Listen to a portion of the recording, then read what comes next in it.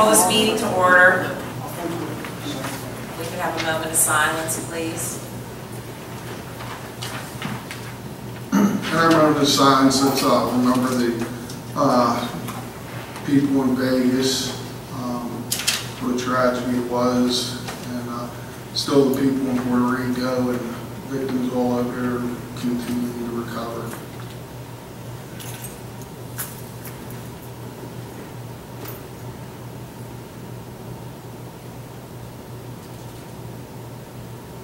So rise to the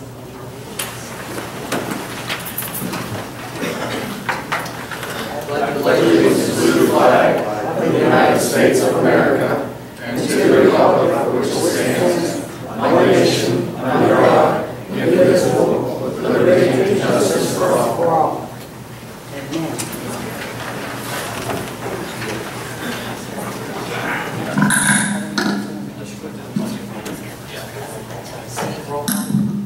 Thank you, Council President.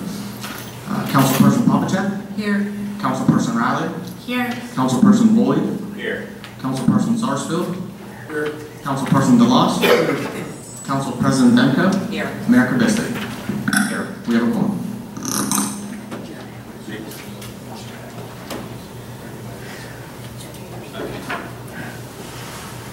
I want to welcome everybody to today's meeting, and to start off the meeting, we weren't able to get this in the agenda, but we have a special presentation today, Certificate of Achievement. We have a young man from Carnegie, and wait till you see what he has in his box. It's so cool. So, Jordan, would you like to stand up? And bring the box up if you wouldn't mind. Yeah,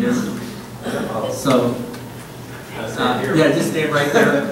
And I'm going to ask him to take it out of the box and show everybody before I even say anything, because I like the surprise factor. Yes.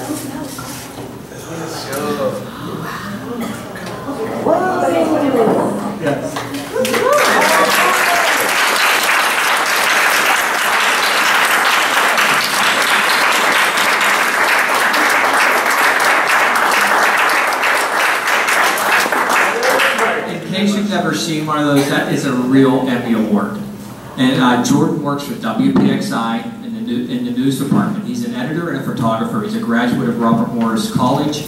He has a bachelor's in fine arts, and he was part of a team that won the Mid-Atlantic Emmy for the story they did on the lead in the water lines, the Pittsburgh water problems.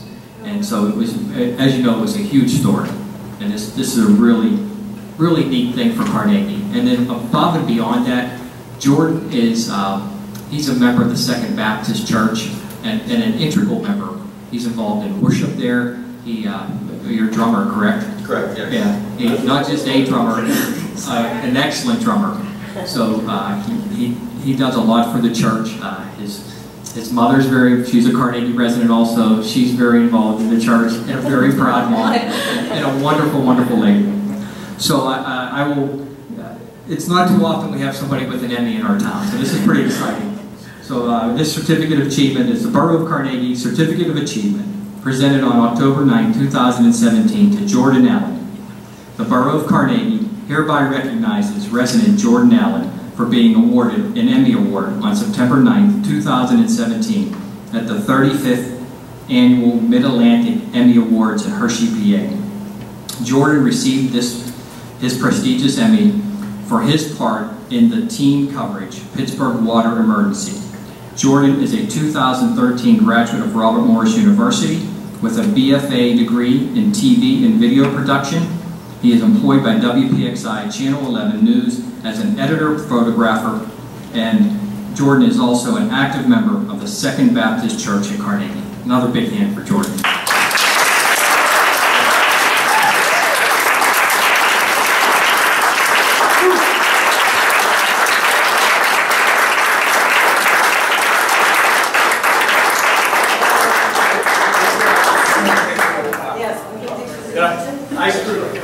Take a picture with them over here. Yeah. Is that out of order? I'm sorry. We're in no order. You guys like a little picture? But we don't want to patch it.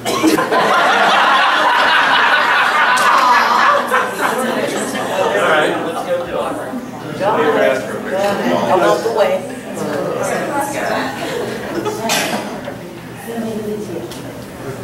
Here, you want one more? Oh, did you get one, Chief?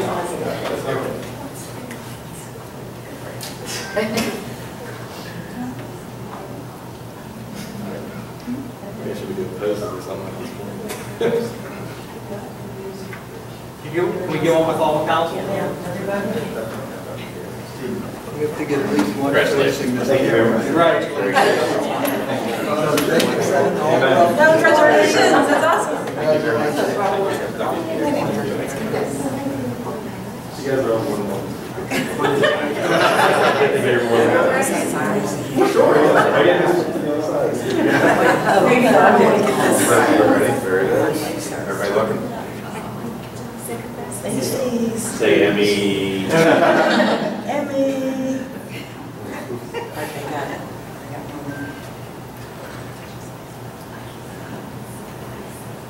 Folks, it's I think we're ever going to get.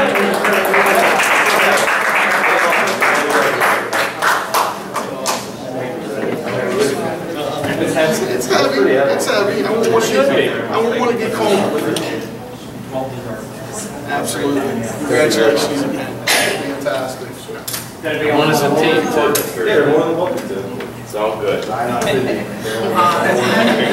It feels good to hold it too. Thank you guys so much. Thank you. Thanks for coming down. That's very good.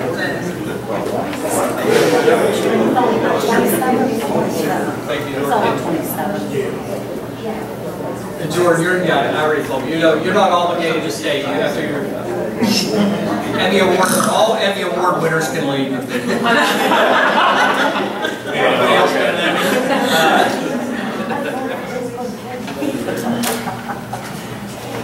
All right, are there any public comments on the listed motions? No. Okay. Administration. Thank you, Council President.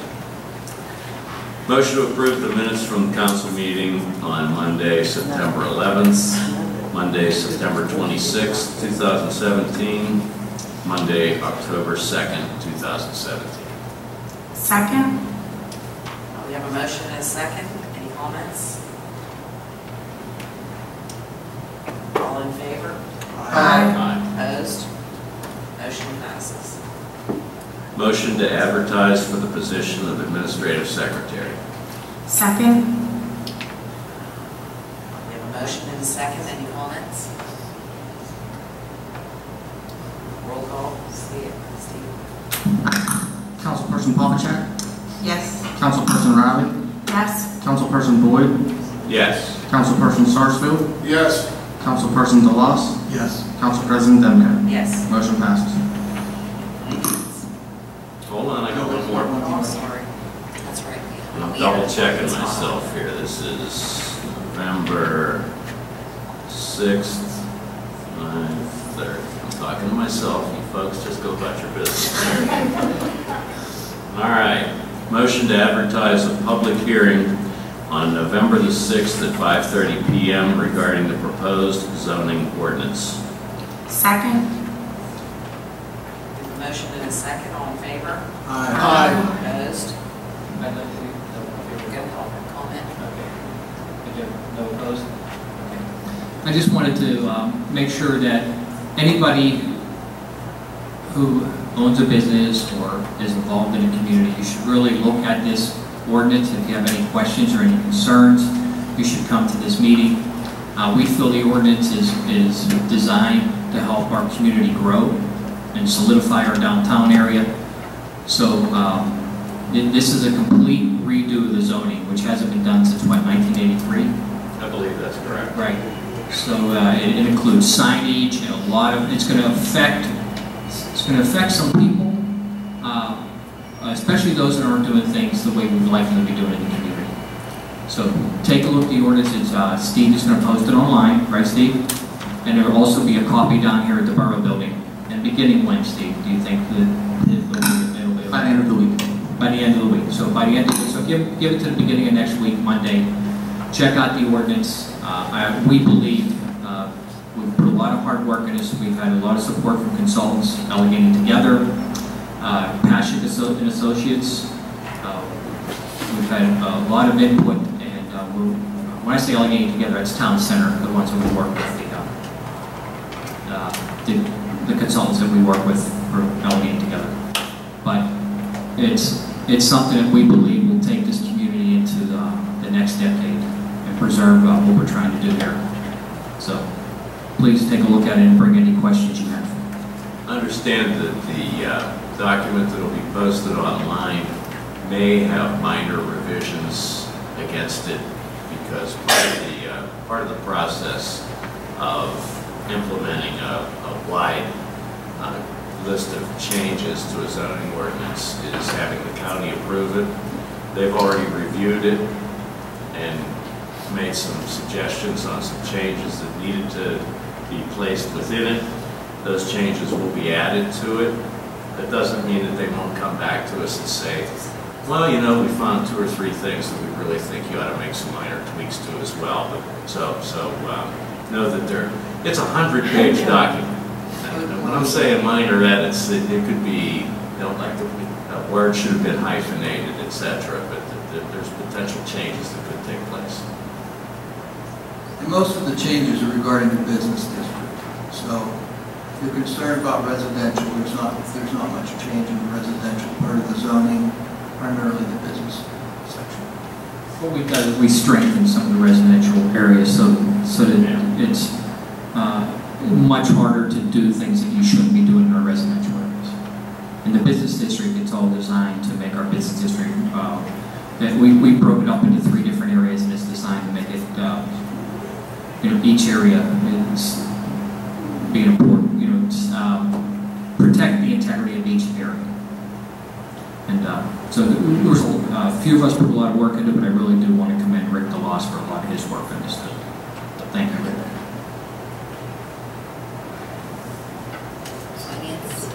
Thank you, Madam President. I have a motion to approve the October 2017 bill list and bill list addendum. Second? We have a motion and a second. Any comments? Roll call, Steve. Councilperson Sarsfield? Yes. Councilperson DeLoss? Yes. Councilperson Boyd? Yes. Councilperson Riley? Yes. Councilperson Popacek? Yes. Council President Demko? Yes. Motion passes. Thank you, Madam President.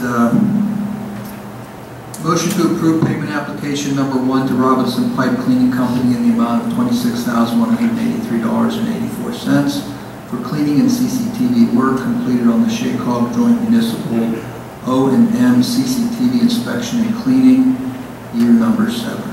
Second. We have a motion and a second. Any comments?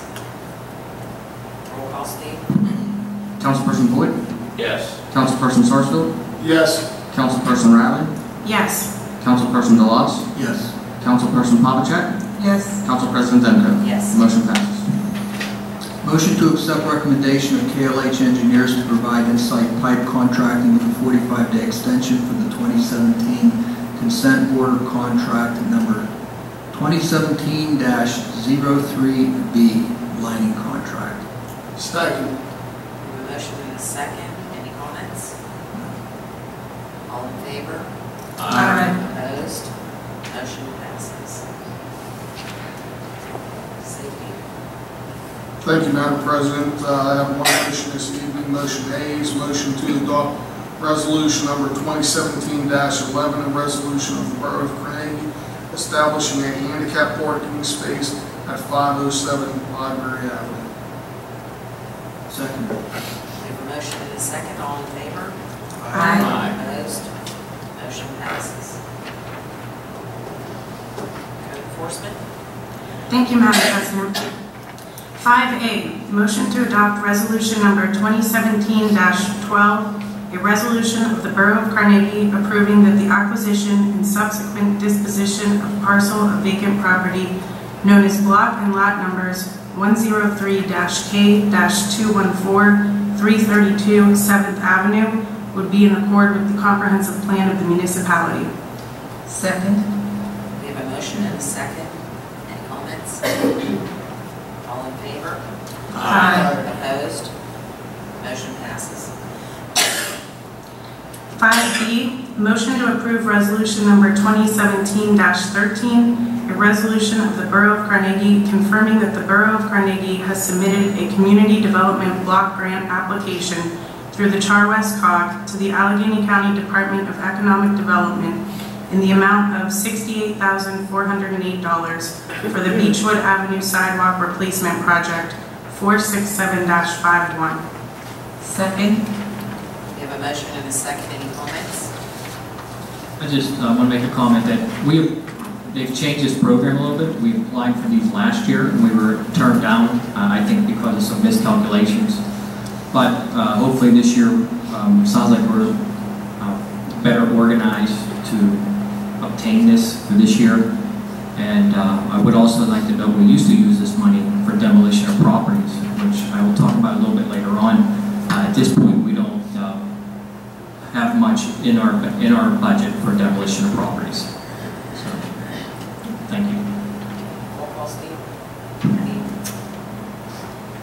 Councilperson Routh? Yes. Councilperson Popacek? Yes. Councilperson Boyd? Yes. Councilperson Sarsfield? Yes. Councilperson DeLoss? Yes. Council President Demko? Yes. Motion passes.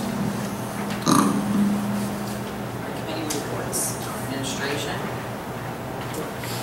Yes, as I made a motion earlier today that we're going to advertise for the position of Administrative Secretary. The advertisement will occur soon, and I would encourage you, if you know anybody in particular, if they have to be a Carnegie resident, that might meet the qualifications that we're looking for to apply, because it's a real job and it's a good job. And that's all I have to say, Council President. But you don't have to be a Carnegie resident, right? You don't have to be. Right. So, My bias is towards the Carnegie. No, I understand that. I'm not saying not to hire a Carnegie person. I don't have any vote in hiring or firing, but I just want to make sure that everybody understands, especially with the newspaper here, that it's open to any applicants. Right? Absolutely. Okay. Finance. Nothing, Madam President, thank you. Enforcement. Nothing this evening, Madam President. Public Works. A couple of items, Madam President. In addition to the two motions that we took care of earlier, last week Council approved awarding a contract to Stash Trucking Company for a sewer project on Darlington Road. This is to separate some sewers that are actually in Carnegie that flow into Collier. And so that's problematic. We weren't aware of that. And so this contract is to reroute some of that pipe. Additionally, Council approved last week to advertise a sewer project on Greenbrier Drive. This is at 150 Greenbrier. It runs down through that particular property and through some other backyards of properties off of Greenbrier. It's a sewer that is collapsed, and because it is collapsed, it cannot be repaired with a liner. It would have to be dug up. But because of all of the development that occurred up there over the decades, there's been fill placed over top of that to where it's 20 feet deep now. So it can't be dug up, basically. So we have to put in a new pipe, which is complicated, and it's got to go through various people's yards, and we had to get easements for those. But last week we did approve the advertising of that project. Paving work is going on in the borough right now. I saw them paving Lee Street on Saturday. The PNC parking lot is milled today, which is preparation for paving. So I don't have a date on completion, but they are obligated to complete by October the 15th. And at our library, work is completed on the parking lot phase of the library. New sidewalks and parking lot around the building. They're beautiful. And of course it includes designated handicap spots as well as a couple of additional spots. And that combined with parking moved on the hill going up to the library, the parking will be moved over to the sidewalk side, or already has been moved, is that right? Moved over to the sidewalk side of the street. and that would be coming down the hill, traffic needs to park coming down the hill on the sidewalk side. More work on the library grounds next summer. That's all I have, Madam President. Public safety. Thank you.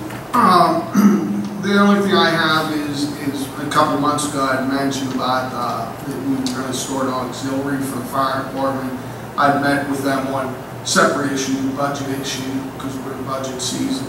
But they're in agreement that having an auxiliary in place certainly would be helpful to them. For the mere fact that they're working regular jobs all day, they're coming home, they're going to train, they're answering fire calls. I mean, they're pretty inundated schedule-wise.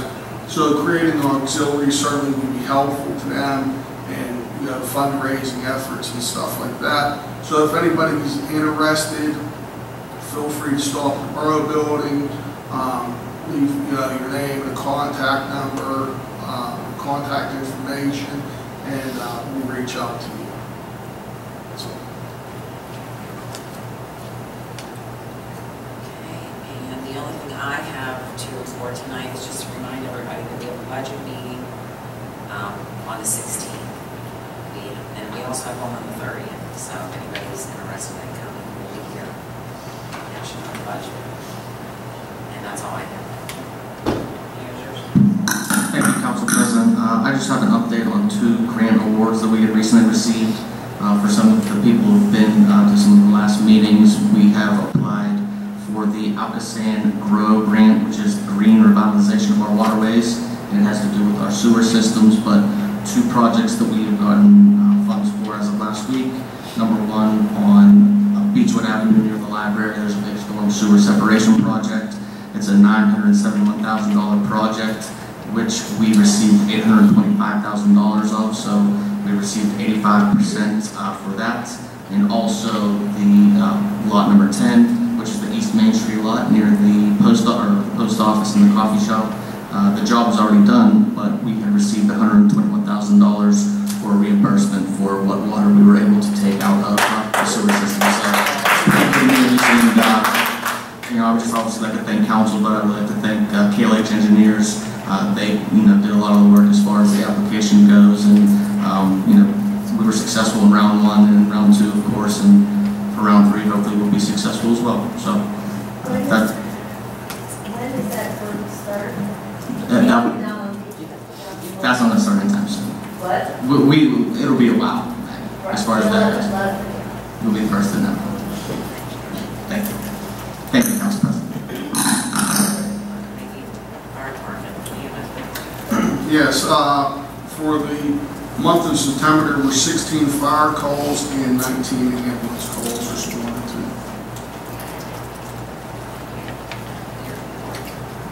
Thank you, Madam President. The official police department numbers for September: criminal arrests and citations were 27, parking tickets number 317, traffic citations were 46, excuse me, and complaints and self-initiated activity were 680. Last week, unfortunately, was a bad week. We did have a couple of overdose deaths at Carnegie that puts us at the number for the year at 3, which is 3 too many.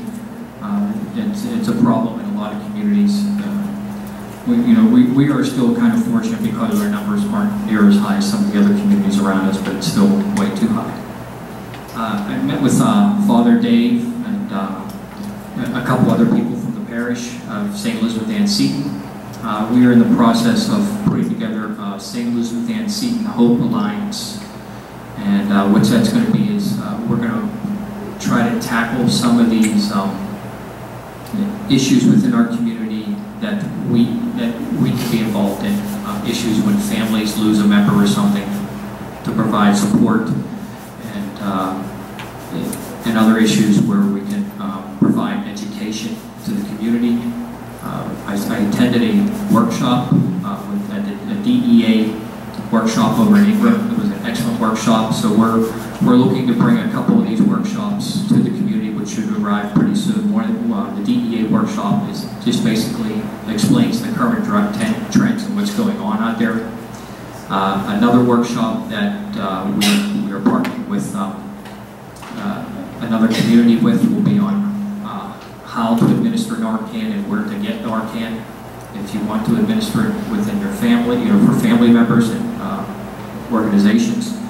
So we're going to do our best to provide as much education and outreach that we can without interfering with what other people are doing. I want to mention that we do have a number of organizations in the community. SEES also has a substance abuse ministry. The Seventh-day Adventist has a substance abuse ministry, and All Saints Polish National Catholic Church, they have AA meetings and they deal with alcohol issues down there. So we have a number of organizations that are doing things. That's probably not even all of them. So if you need something, don't hesitate to get in touch with me. We'll find you. Find a place where you need to go. Our police department, once again, will be having their Teachers versus the Police anti-bullying volleyball game. This is to raise money for the anti-bullying program at Carnegie Elementary, and that is on what is it, November 9th, Chief, right? November 9th. What's the start time on that? 6:30. This has been an initiative of our Chief Kennedy, since he became chief. It's been a real nice evening to just celebrate what's good in our schools, have a fun time with the police, playing the teachers in volleyball, and to promote the anti-bullying effort in the school. So that's at the elementary school. I wanted to let everybody know that the daily crime reports are loaded on our website on almost a daily basis, at least on a regular basis. Over the weekend, they accumulate and we load them again on Monday or Tuesday. So you can get the daily crime reports on the website for the whole year. If you can go all the way back to January 1st if you wanted to. All you do is go emergency service, police department, and then online daily log. And Steve, is there a way, if you could talk to her, if we can get even a better link for that on the first page so people can get to it a little easier? So thank you. I want to commend the fire department. They did a wonderful job on a structure fire on Lincoln Avenue.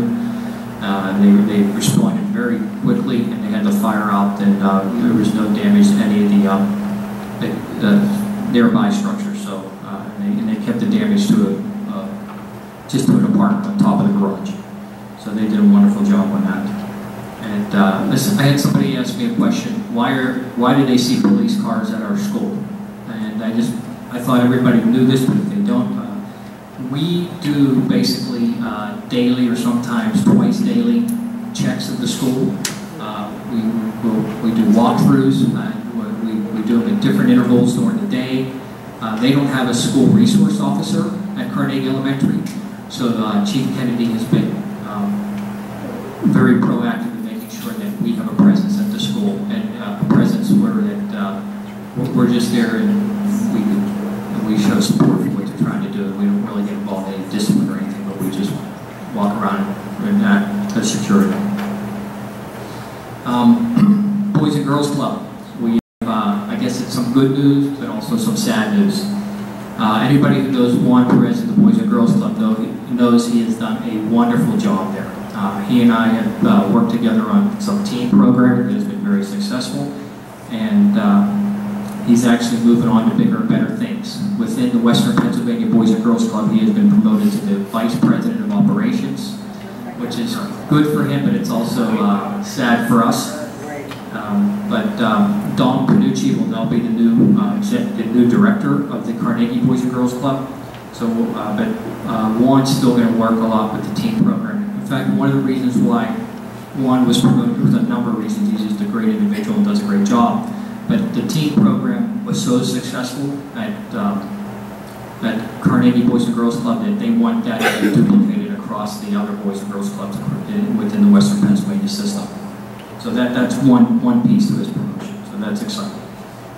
Many thank yous to the Open Streets. A lot of people were there, and I appreciate all the businesses that participated, all the nonprofits. There's way too many to mention here. I see the mini golf was sitting. They were here. They were down there. The Boys and Girls Club was down there. Army and Air National Guard, Salvation Army, Adventists, Forget Me Not. A lot of the other businesses participated. Flying Squirrel, and then there were many businesses open. but I'm probably forgetting people. I want to thank the police department, the Carnegie Volunteer Fire Department, and I also want to thank Steve for all he did for the open street, so I appreciate your help, Steve. Thank you. 10/20, October 20th, we have the annual homecoming parade. So anybody that uses Washington Avenue, be aware that Washington Avenue will be closed from East Main Street to Lee Street. Just about, it's about 20 minutes, I'd say half an hour. Yeah, half an hour at the most, probably from about 5:30 to 6 or 6 to 6:30. Starts at 6, so 6 to 6:30. So it would be best to try to avoid that from 5:30 to 6:30, just to be on the safe side. But it's a nice parade, so if you, the band will be there, all the school organizations have floats. It's short, but it's a really cute parade. It's a tradition that's been going on at Carlington High School for many, many years. On October 28th, we have the Halloween Promenade here in Carnegie. We will be closing down East Main Street for the Halloween Promenade. The registration at the bridge is at 12 noon. The promenade starts at 1 p.m. and we hope to do things pretty much the same as last year. It'll be a lot of surprises, a lot of fun. And then last year, the business district was awesome. They just about every business stayed open and did some trick-or-treating, passed out candy to the kids after the promenade was done.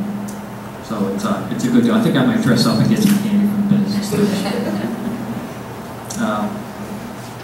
October 14th, we have a free gun owner safety class here at the Borough building. It starts at 10 a.m. If you don't have to pre-register for it, we just want to promote safety to gun owners, and it's by a reputable organization. So if anybody would like to attend that, you're more than welcome to come by. A couple other things.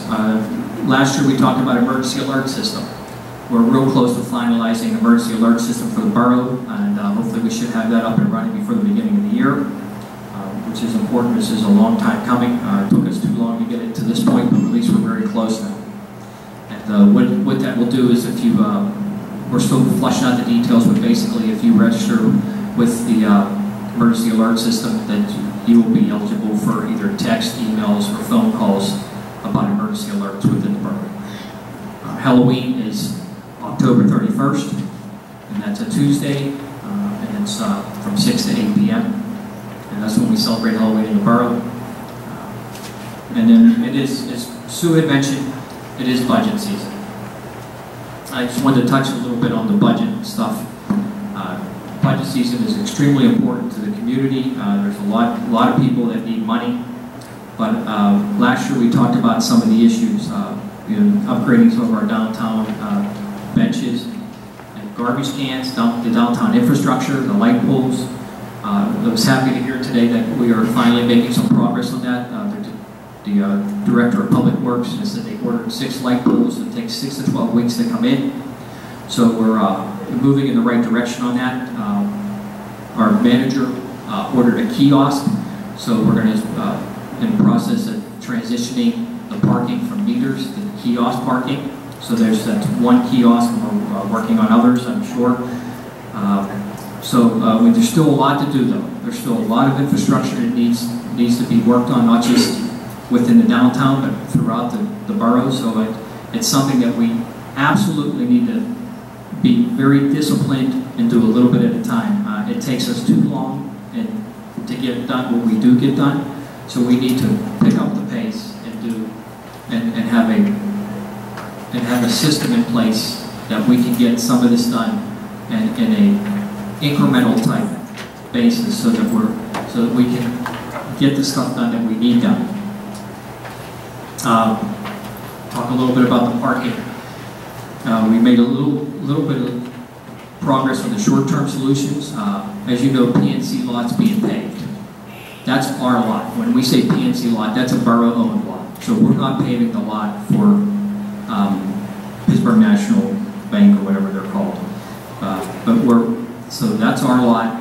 The lighting is going to be corrected there, and then they're already working on the lighting there. They fixed the conduit, and then the Public Works is going to work on the lighting in the lot next to the fire department, which we call the Magnado lot. And so we're starting to upgrade some of our lighting in the parking lots too. which once again, it takes us too long to get this stuff done, but now we're at least on it and we're making incremental progress and we got to keep it going. I talked a little bit before about blighted property. I've said this many and many times.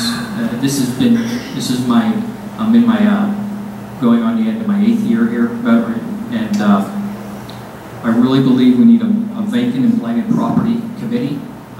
The funny thing is, when I suggested this way back when, no communities were doing it. Now, all communities are doing it. They set up a committee to look at vacant and blighted properties, and you triage these properties, and you do maybe 3 or 4 a year and find solutions for them, and there needs to be a budget for that.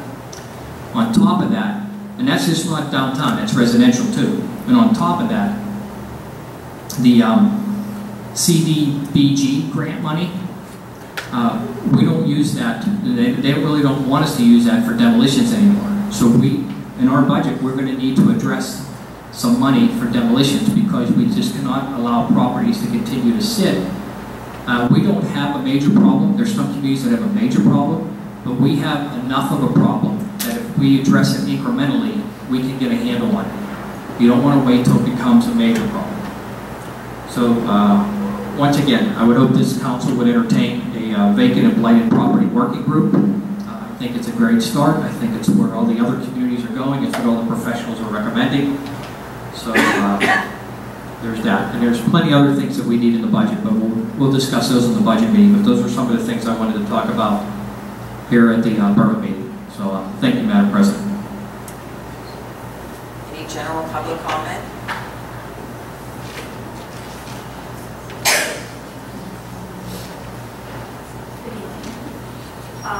I've talked to Chief Kennedy, who touched on this briefly, but the reason I'm here tonight is because I came back from vacation from North Carolina 3 weeks ago. Midnight, we drove all the way through. My daughter has a Silverado truck, and we could not get in the driveway because somebody was halfway with the driveway. We're out in the middle of the street, unpacking the truck with my luggage in that, and that really put the final icing on the cake. And that's why I'm here tonight. We fought this parking with the driveway for over 20 years. And I all want you to support me. People are really abusive to us. The arrogance, the ignorance. I had a girl come on my driveway about a week ago doing obscene gestures. I mean, this is ridiculous. We have a driveway. We want to get off the road. And I talked to Chief Kennedy, and I put my own line here, my yellow line, but apparently word got out from a police officer that it was illegal, so nobody listens to me. But it's very difficult to back in the driveway or come out of the driveway. We need that space to pull forward because there's cars all over the other side of the road, which is a public parking spot, and they're allowed to do that. But if you back out of the driveway, I popped a tire that cost me $200 to get it replaced. I mean, it's costing me money. So they were blocking your driveway? They blocked the driveway. She couldn't get the truck in. Here we are. Did you call the police that night? No, it was midnight. Right then and there. It was midnight. It doesn't matter. We're a 24/7 operation. You definitely, if they're blocking your driveway, Call. I'm not pointing the finger at Chief Kennedy, but when I was working, I had a police officer come to my house. I had to be at work at 6:30. And the same thing happened halfway over the driveway. They were parked. And the officer that came, I don't remember his name now, he said, "Oh, I'll come back in 45 minutes. I said, "You don't understand. I have to be at work at 6:30. Well, that's unacceptable right there. But if there's an emergency, it doesn't matter whether there's an emergency. If someone's blocking your driveway, we need to handle it. Am I right, Chief? Call right away.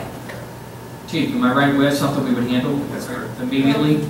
So we talked with it briefly with Chief Kennedy, right. And we want your support, we want your help. I just want to be able to pull in and pull out of my I can tell you one of the things that when they block your driveway, any part of your driveway blocked at all, they're in violation.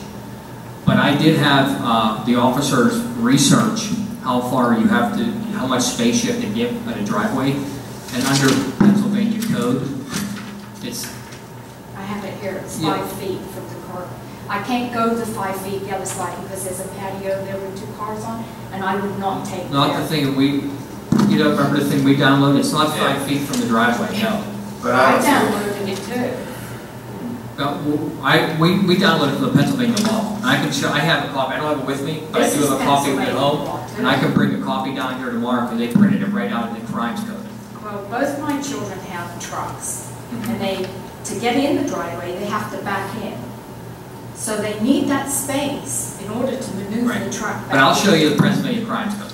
The Pennsylvania crimes code, that's the problem. The Pennsylvania vehicle code, yeah, well, it's in the Pennsylvania crimes code, but it's a vehicle code under Title 75. I just want your support and help, that's It's all. under Title 75. I just want to know more tension in the neighborhood. I mean, you guys are sick of 302 Fifth Avenue. I know you get calls. No, we're not sick of it. We just would like to solve the problem for you. The things I have seen on that street, people hitting vehicles, and they just drive off, and that is it. This vehicle's been destroyed. And one of the things I have mentioned here, and I know Council will, is that we're going to, this body, in sometime in the near time future, is going to probably have to address a lot of parking situations within this community. 5th, 6th, 7th, I can name, there's so many streets where the parking has become, and those are just 3 right there, but there's way more than that. There's so many streets where the parking has become very difficult and almost impossible. The problem is that if a vehicle is allowed to park on the street, as long as it has a good tag and a good registration. I mean, a good registration and a good inspection. But the problem is, some of these people park a good vehicle on the street and they leave it there. Sometimes I hear complaints weeks, even months, in front of someone's house. It never moves. Those become a real issue. And then we have people that have 3 or 4 cars, and sometimes they're in a half a duplex and they got 3 or 4 cars, and they're all parked on the street. Well, the problem is, people that have taken over these houses in this borough, the renters, not the renters, but the landlords, I talked to a guy across the street, Petite's house. Yeah. Upstairs on the 2nd floor, they got 4 bedrooms. So the guy goes in and he signs the lease, then he has his buddies come over and they stack. This goes on all the time. I mean, it's disgusting. Mr. and Mrs. Petite only had 2 bedrooms. Now they've made it into 4, and I've actually been in the house. And I heard the one on 5th Avenue used to belong to a lady that I know. He made 4 bedrooms upstairs. So they're bringing all these kids in. They have their parties. I don't care what they do, but don't block my driveway. Yeah. I have to have access to my driveway. We're not getting any younger. We're getting older. You definitely, right. Well, anybody that blocks your driveway, that's it. The problem is, Mayor, is that this is in a lot of the neighborhoods where people park across the street. And you can't get in or out. And it's not illegal. We had the incident on Union Alley where the guy can't get out of his garage. Right. And where the people are parked is not illegal. I don't know what to tell them. Thank you for that, because we run into that with the trucks. My husband came up 90 feet from Steen because he couldn't get in the driveway. He was told 5 years ago that he could come up and back in. Well, wouldn't you know, an officer was coming down the street, came in the driveway, and I happened to look out, and I went down, and he said to my husband, "Did you come up the wrong way?" What's he going to say? No, he did. The officer saw him. He was going to give him a $180 ticket. I came down. He wouldn't listen to me because I knew what the problem is. We've known for a long time what the problem is. And he says, "Well, you want one too? Shall I give him a ticket?" And I said, "No, he's just trying to get in the garage." So. And eventually we're going to have to go to a permit system in this borough. And when and where that's implemented, it's going to take a lot of time to research it. But eventually there's going to have to be a permit system on a number of streets, because first of all, you can't have all these vehicles on this. They're just not made to hold all these vehicles. And like you said, you have one. That's not an isolated incident. You have one place where they rent to somebody, and then they have 4 or 5 people stay there. You got 5 cars. We've never had that before. And all these people that are flipping these houses. And nobody's driving smart cars. Everybody's driving these big pickup trucks. Well, let me ask you one thing, Chief Kennedy. You said something about the yellow line. I already got mine, but I've been told it's illegal, so it's around the neighborhood. Well, we're going to just park there. When you come around, you have your Department of Works come around, and they put their line on. How are you guys going to enforce it? can't. Well, you really. You've got to do something, Here's the you've thing. got to help us. Here's the thing about the yellow line in the vehicle code. You look at the vehicle code, the yellow line is nothing without a sign. So if you have a yellow line and no sign, you can't enforce it. Well, And the officer told me. How about this, Mr. Solicitor, can we pass an ordinance here in the borough that supersedes the state ordinance that says you need to give 2 feet? No, if anything's so greater, you can't go less. You can't go less. So I have to put up with the obscene gestures from the girl across the street. I have to get yelled at and everything because she's parking in my driveway. And I can't get in. I mean, we came home at midnight that Well, night. she's blocking your driveway, that, she can't do that. They won't move, they're Well, see, young, they're that's- young. And what Rick's talking about in some of the issues here, it's not just them actually physically parking within the entrance of their driveway. It's parking so close to the end of the driveway that they can't even make the turn to get into Well, your they come driveway. over too, So if so. they come over, they're Yeah. illegal. Once they come over, Yeah. they're illegal. And I think we should enforce that very vigorously. And I'll make sure the chief and I will make sure the officers will enforce that vigorously, even if it's 2 inches. I think we should enforce that vigorously. Well, I'm leaving my line, and you're gonna give me a ticket. I'm not moving it, I'm not going over it. Well, the thing is, we're not going to give you a ticket for having that line. But we can't give a ticket for somebody on that line, if you know what I'm saying. Yeah, I understand. You told me it was already illegal, but I had to come down here tonight. Midnight, I'm packing a truck with luggage, and I can't get in my driveway, and it's pitch dark. Are you going to be home tomorrow? Yes, Okay, I will stop up with a copy of the ordinance that we got, so you can see the ordinance. And okay. we'll take a look up there, maybe even if the chief's room, we'll take a look up there, see if there's, I don't know what we can do, because those streets are just, I really didn't come down here to complain. No, I just it's- wanted your support it's for help. I'm going to tell you right now, it's very frustrating when you can't use your own driveway. Oh, yeah. It is extremely frustrating, and it's frustrating on my end that I can't do, because I know what you're talking about is the absolute truth. People come here with 4 or 5 vehicles, maybe, I've seen it in a half a duplex. I've seen people leaving their vans. I've had calls from people that have vans, 2 big vans, and they leave them on the street. They don't even They go use down them. the busway too, the buses. Well, it's That's just, another issue. so like I said, eventually we're going to have to address this as much bigger than a street-by-street issue. It's probably going to have to be an area issue or even a community-wide issue. I know in your ward, in that district, probably that whole district, it's a problem. Yeah, we've never had this issue Right. before. I mean, I've had When you say 20 that years district of is a it, problem, but I mean, because that includes all the streets, the side streets, Steamer, all of them, but the remarks and everything, you just get, Right. you just want to go in the house and shut your door. You don't want to Well, listen that's to good. this. I don't. At least you're going. That's the good way to do it. Good. Go in and Yeah, shut I the just door. don't want to hear it anymore. We don't want anybody doing it the other way. Well, I will tell you something though, if those people do park there and somebody comes in with a truck, the rear end of their car's going to be gone. And then what are they going to do? Sue me? I mean, something has to be done, guys. Yeah. Well, I know you've got problems. no. That's a serious problem. I mean, like I said, we could probably have a couple of options. Really, the only other option is permit parking or on that street, and that's something that's going to take a while to research and get off the ground. But as far as illegal, anything they do illegal, I know the chief will tell his men and women to address it immediately. Call immediately. If they're blocking your driveway, call Of my immediately. driveway. And you're going to go up there tomorrow. Yeah, I'm going to drop off the. Okay, and I'll show you my pictures then. All right. Okay, thank you. All right. Hello, good evening. My name is Mary Ann Skiba.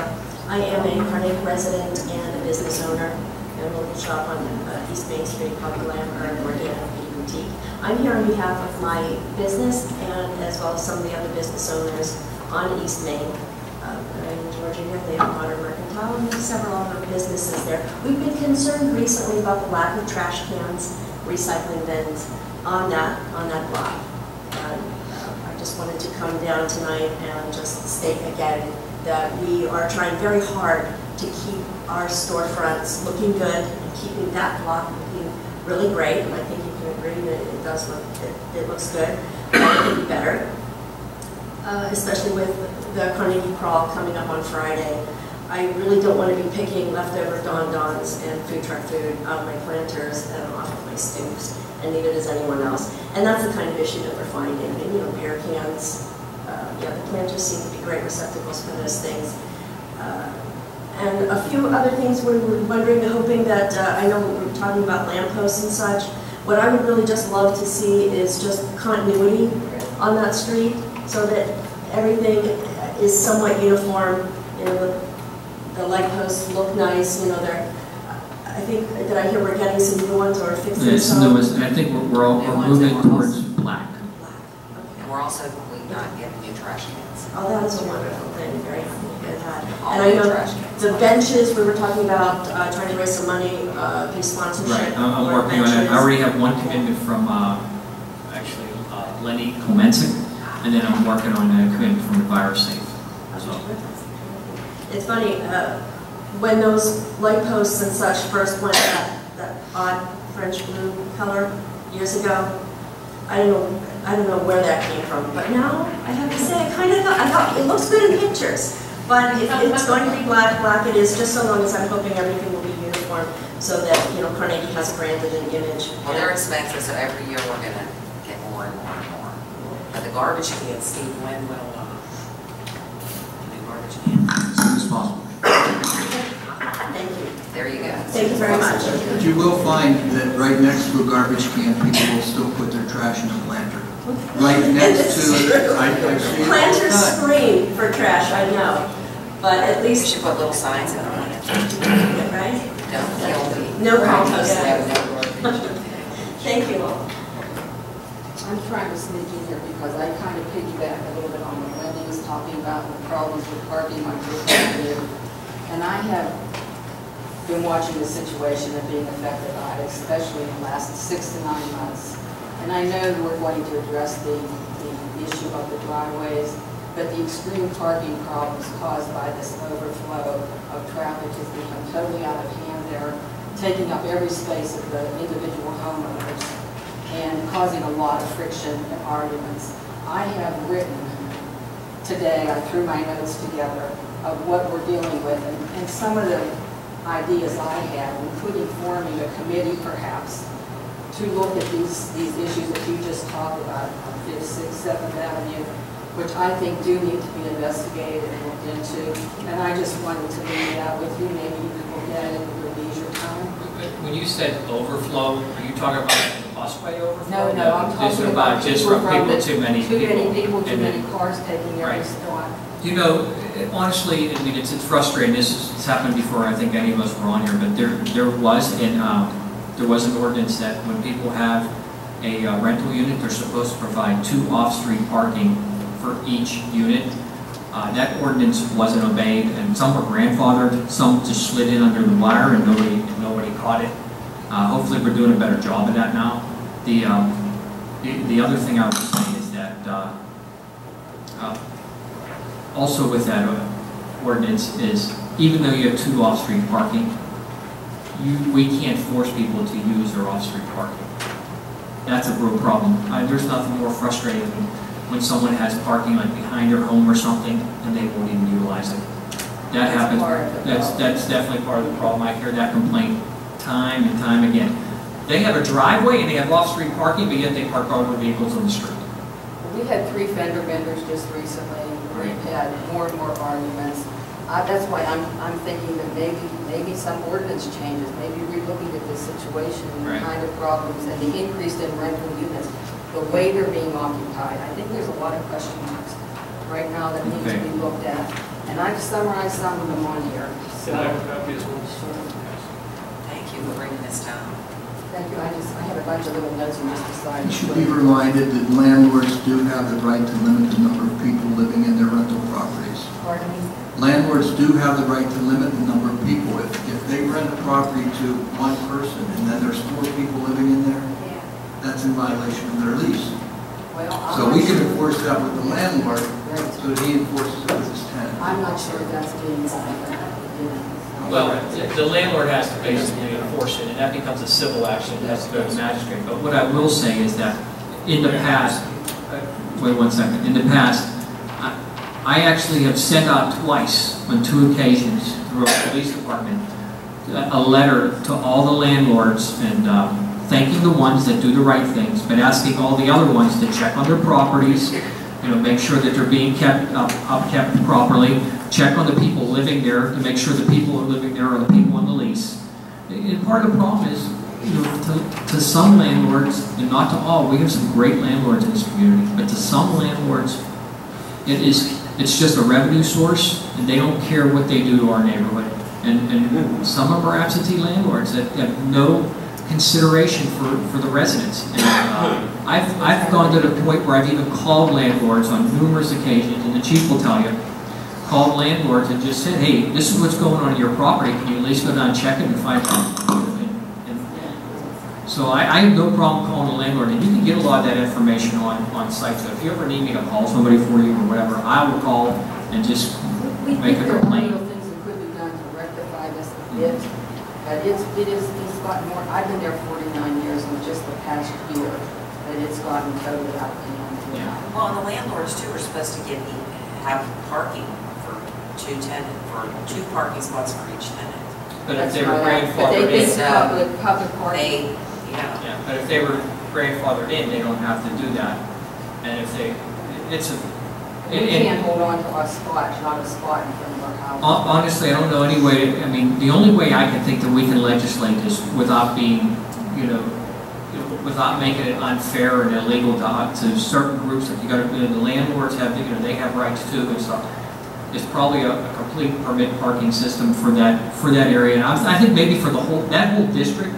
That's Ward 1, District 3, right? Is that District 3? No, that's 2. District 2.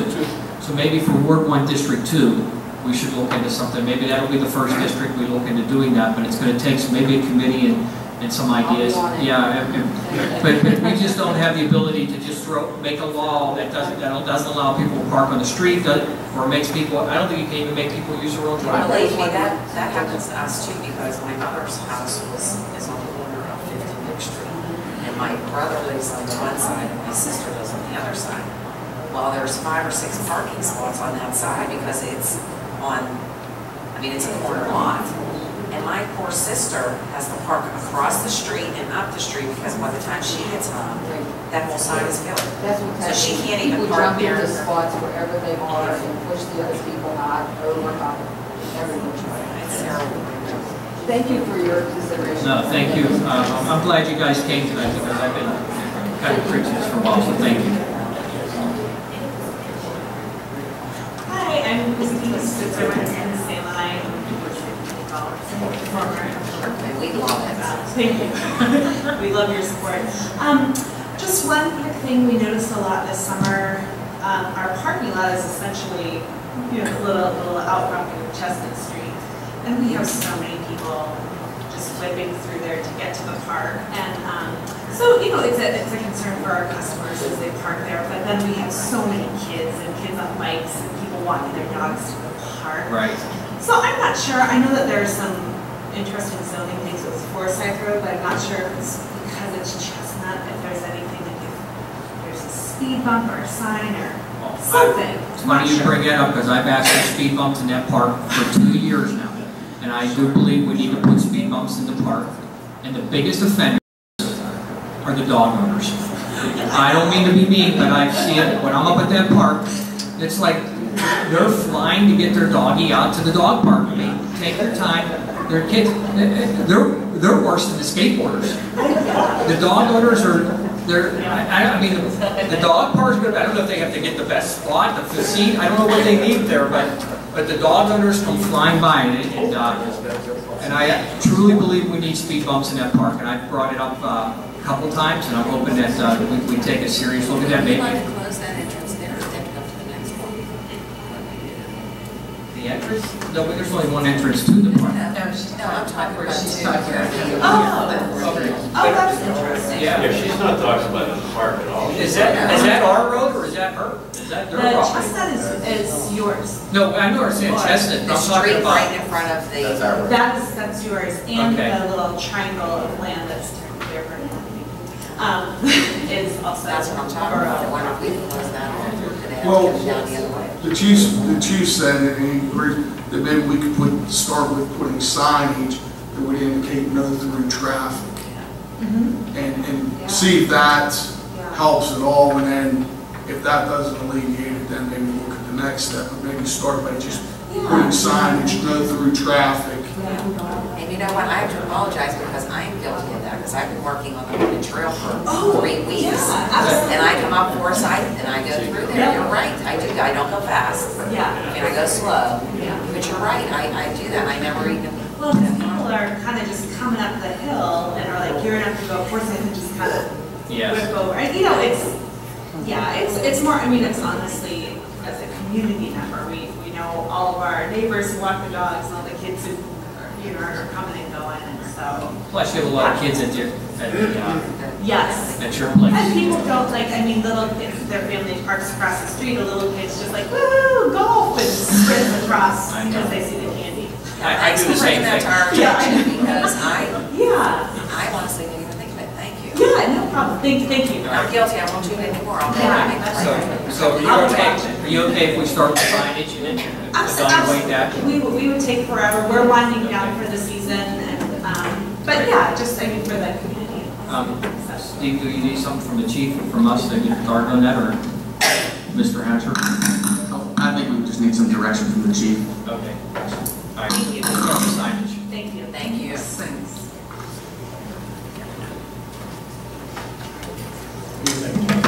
My name is Robert Nixon. My wife and I are Carnegie residents. We're also dog owners, incidentally. Dog owners at Speed or everybody? Oh, our Speed. We do live on Sunrise Drive. We've been Carnegie residents since November 4th, 2016. And no matter where life takes us, it's always been community when we first realized the dream of home ownership. Unfortunately, since we moved in, our experience with Carnegie has been less than stellar. And I'll explain why. We're in Sunrise Drive, it's a new townhome up in the top of the hill there. Apparently from the plan's inception through around April of 2017, the borough neglected to bill its residents for sewage. So we received notice from Joint Tax Service in April of 2016 for an amount of $200 for back billing for sewage service from the time that we controlled the property until that date, which we paid. Joint Tax Service, as you may know, is now collecting sewage on behalf of the borough, and we're now current in our house built since then. However, in July of 2017, we received notice from Georgia Tax Service on behalf of this firm. The water shut-off notice in the amount of $23.94.22 stemming from the backfill sewage from the previous owners. This is a lien that did not exist on the property at the time of the title transfer. This is an amount that was not paid for printed public record at the time of title transfer. Now, September 21st, first off, I want to thank the members of the council who helped us through the water shut-off notice and got that canceled. However, on September 21st, we received a notice again from Joint Tax Service, oddly claiming a landlord-tenant relationship with the previous owners and threatening a lien on our property for sewage in the amount of $23.94.22. Again, an amount that wasn't part of the public record, public title transfer, and was not a lien on the property at the time of title transfer. This amount is to carry away waste that was not ours, the pipes that did not own, and to put some facts behind that number, represents about 8 months of principal payments on our mortgage, 8 months of us building equity in our first home.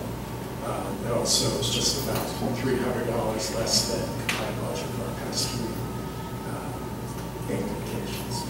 So we're here today to ask the borough to continue to represent its taxpayers, to continue to try to collect this amount from the previous owners of our house, but to permanently abandon its efforts to place a lien on our property associated with sewage that is not ours. It's not a part of the public record. So what do you mean it wasn't part of the public record? Because I remember getting your letter, there was no lien, but the process is that even if there's not a lien, you get a lien letter from the borough that there's no outstanding unlien amounts prior to closing. Was that obtained? The title, I mean, the previous owners made reference to a zero balance sewer bill, but I don't know. Okay, so did you use a closing company? Yes, we used a closing company. Did you have a title insurance? We had title insurance. If you contacted them about this? The title insurance policy states that it's not a public record. Okay, but so if there was no lien, I remember getting your letter a couple months ago. Yeah, I think didn't you email me and I forwarded to Steve and, because that's out of my jurisdiction. The lien, I don't recall whether a lien was actually filed or not, but that doesn't erase the outstanding balance at the time of closing. Something happened in here. If you could contact Steve tomorrow, we could have a phone call. Maybe we could figure out where the ball was dropped. Whether it was by your title insurance company, whether it was by the borough, whether it was by Jordan. That's what we really need to do, is sit down and figure out where the ball was dropped. When I received the email from the mayor, I responded to him. I hadn't heard anything since then. I assumed that you went back to your title search company and your title insurance company was taken care of. If you give Steve a call and me a call tomorrow, we can look into it to see if we can identify exactly where the ball was dropped, if it was on behalf of the title insurance company, or if it was on behalf of the borough or Jordan Taxi. We can move towards rectifying. We should have Steve was working at Jordan Taxi to try to ascertain that information.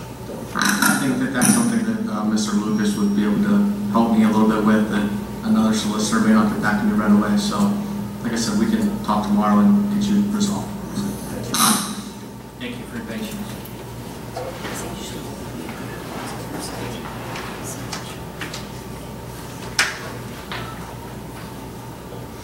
Good evening. My name is Ron Gazda, and I live on 100-something Street in Carnegie. Last March, I filed a complaint with the borough manager about heavy trailer truck traffic and the traffic up on Summer Street.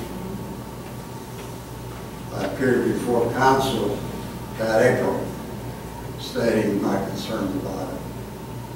And as of this date, it hasn't resided, it increased.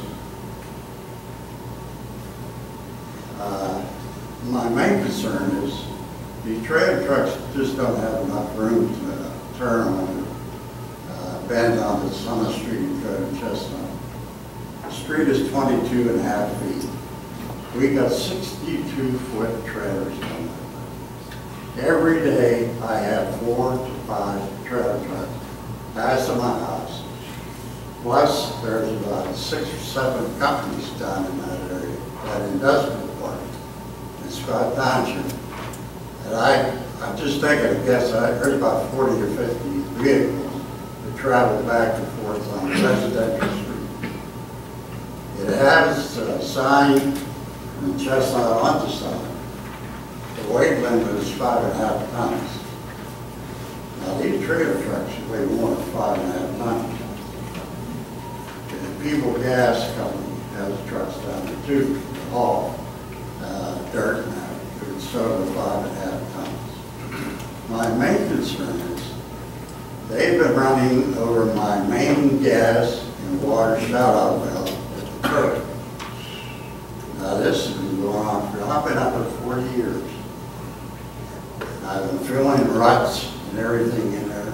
Every time I make a turn, they don't have enough room. First thing it's on the property. Last year, the trailer truck couldn't make the turn, and it went about 3 or 4 feet on my property, tore out part of the limbs of the tree with $400 and some damage. Now, I can't understand why ordinance hasn't been enforced. It's 5.5 tons. And we keep on getting these trailer trucks. But I don't understand even how they make it. Now, if you have two trailer trucks, one approached in the opposite direction, it's hardly impossible. They have to go on the other side of people's property and mine. I just can't understand. What I did do is I got the original complaint from last year and this complaint from this year, and I took photographs. If I could approach, you can keep this. There's a 60 feet of trailer on a 22.5-foot road.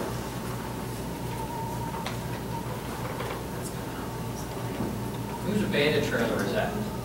Well, that's another story. Sunday, I come home from church, there was an abandoned trailer there. So I kept on waiting and waiting for somebody who's using it to pull it out of there. Well, it went on till that Friday. And that trailer trucks that you see there, that's Friday. Couldn't make that bend. Now, he's seen me come out there with a camera. He was going on my property to make that turn because he didn't have enough room. So that's why he's on the curb. But my wife called the police department, and I believe Officer Pontra, he came up, and I told him the situation. Did he red tag it? He made calls, and he found out it was a contractor from McDonald doing borough work.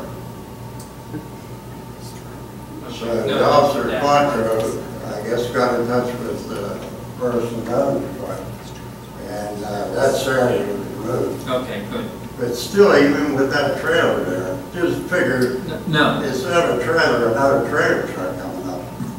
And we've discussed this to death. We actually even did it's actually very upsetting because we had a traffic study done for that area, but they didn't give us any recommendations that we could do anything to tag with. We spent, what did we spend on the traffic? Well, and the county too, the county was. That we could spend an inordinate amount of money and build a new road into that neighborhood. Yeah, which was just not doable. See, anybody who doesn't understand what's going on here is Summit leads to an industrial park that's in Scott Township. There's really only one way in and one way out, and they have to go through our residential area to get there. Now, under law, we can't stop people from getting to that industrial park. We can't stop them. But we can try to find limits for the trailer, but Joe said we couldn't even limit the size of the trailer. No, there's way we could. I thought we could do length, but we wouldn't do weight. Well, I heard we couldn't even do length. We couldn't get a solid answer on what we need to do. Because when we get a solid answer, our police will enforce it, 100%. I don't think anybody here knows the solid answer. Did we come up with any? We tried to get a restriction for turns off of Chestnut Street, and PennDOT did not approve it. Okay. They said that we cannot restrict turns of trucks off of Chestnut onto Summit. Yeah, because I remember the county, we had to go to the county too. Chestnut Street is controlled by the state, and that's always an issue because we don't have authority. Chestnut Street is controlled by the state, and they won't let us restrict traffic on and off. They have say-so over that, and they limit what we can do. We beg them, and they can say no. The traffic study did either establish or reestablish the 5.5-ton weight limit, but there's an issue with enforcement, and you've got to be, I'll screw up the technical term, but you've got to be a state certified police officer that does that stuff all the time. That's certified to do weights. Really, the only people that have those are state troopers because you have to do so many of them a month to even keep your certification. So it's not something that our police What if we forwarded this to the county? I mean, he's got some good pictures here. I mean, I don't think it has anything to do with it. No, I'm talking about the county, about the trucks coming up there, just so the county could see what they're doing. That's the state. The state, I'm sorry, the state.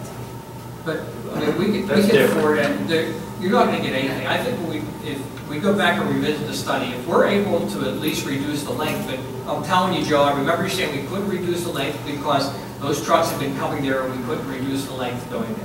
And that's... I don't recall what I'm saying. I still say he should send these to the state because the... We have this in a number of spaces, and I think that it comes back to when they're going onto the sidewalks.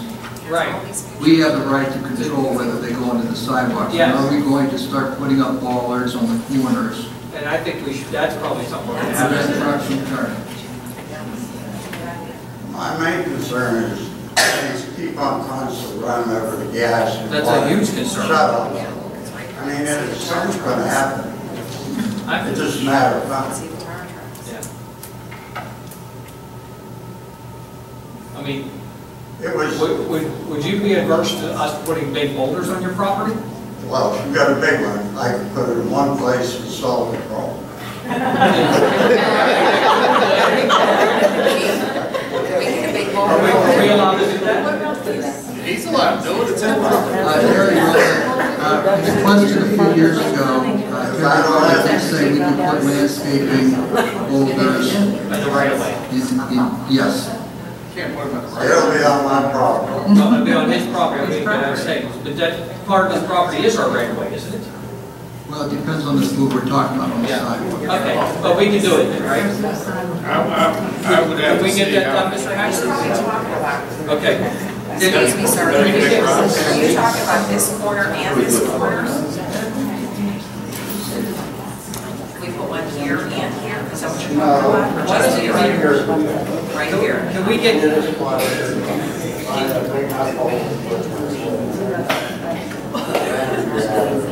I'd have to check the extent of the grants. well, can we get Keith and Chief, can you meet with him either tomorrow or Wednesday and see if we could see the location he's talking about, and see if we can do it? You guys go up there and meet with him. Would that help?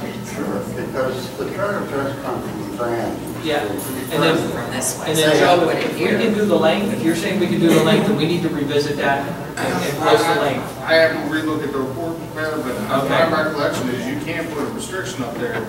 I thought the report did allow, but if we can do that, I think the length should be. I don't remember that we should Right. do the length, Mayor, but I do. Because we addressed, we went round and round to so many I mean, times. this was hours and hours, and if we could have done that, I don't know why we haven't.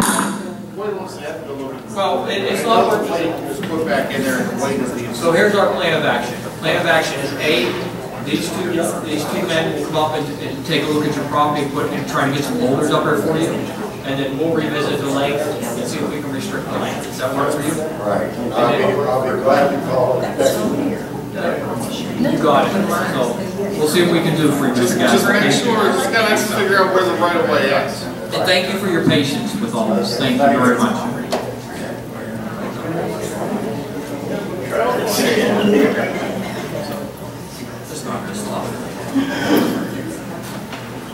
Hi, my name is George Jordan. I live on Lydia Street. So they make sure enough about parking. Please, we need more. It is important. On Lydia Street, take from the White House and down from the synagogue to Borough. Right. But not for the residents. You're good. Okay. They should be getting you a permit. I mean, Nobody said anything to me. we didn't get anything to them, Steve? Okay, well, this is the guy to see. If you get a ticket, we're not tagging here, but if you do get a ticket right now, the chief will take care of it. He already said he would. And Steve, tell him the process at this point forward. Thank you. What's your address, sir? 404 Lydia Street. Okay, I'll have something to you in the mail tomorrow. My question was along those lines. All the new businesses come in, which we don't fight businesses, but Right. like Bacon came in, they had no parking. We're addressing it. I know. Okay, and See, there's different regulations for the business district. If you're in the business district, the metered spots can be considered your parking if you have a storefront. So, I mean, these gentlemen here on Water Mercantile, they don't need any parking because they got metered spots in front of their place. And that's... Who's that? The gentleman behind you, they own Water Mercantile. And so, Where's that? it's...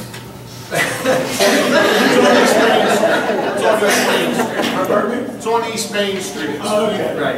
It's not around me, so. No, but it's not too far from Bacon, but it's in that area. They have meter spots. The building next to me, that's filling up. Yeah. And they're worried about running out of space. Where are they gonna go? Yeah, well, that's a whole other issue. But the reason why we put the 2-hour parking in front of your place is so that you have a spot to park in. The other question, what about the people on the other end of Lydia Street? They don't have a 2-hour sign. They're supposed to have It it. should go all the way down to Washington Avenue. Yes, they It's should. not there. Okay. If you look, there's none there. We need to check that. And see, the thing is that we have people that are parking there taking the bus. I'll bet we ran out of 2-hour parking signs. But we ran out right in front of your house. People that are parking, taking the It's bus. on my neighbor's handicap sign. Or They people brought that up, are parking and working in town, so they were taking up, so we made that a 2-hour parking area to actually protect your parking like we do for the busway. Wendy is still here. Wendy, are you still here or did she leave?